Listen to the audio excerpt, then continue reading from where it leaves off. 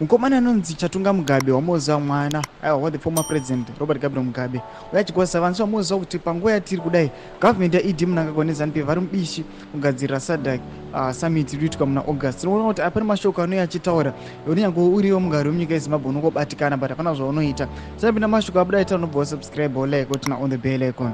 Timida paendo pake anoposta picha ramuri kuona muvidheo irero ramuri kuona reroad yakadevelopewa negovernment yaED Mnangagwa obva anyora achiti any move towards economic development must be celebrated by any sun being. It's said that we are negative minds that wish their country bad. Sorry, get well soon. Nothing will stop President ED Mnangagwa from doing what is good for our nation, whether you want or not.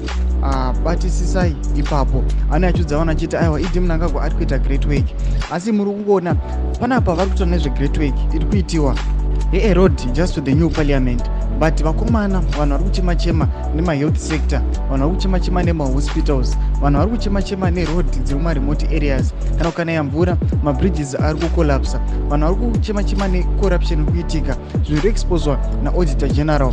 Zvese zvazvisi kuaccountwa for but vanenge vachingopureza pane zvinhu zvidiki-diki. Ari kuachigodza vanhu vemuZimbabwe havasina hope, vangosiyana nazvo vangoti let it be, ngazvimboenda chero kwazvatisvitsa. Tiudzei mafunguro enyu muri kudii pamusoro penhau iyi. Pinda kucomment section medu, subscribe, like, turn on the bell icon.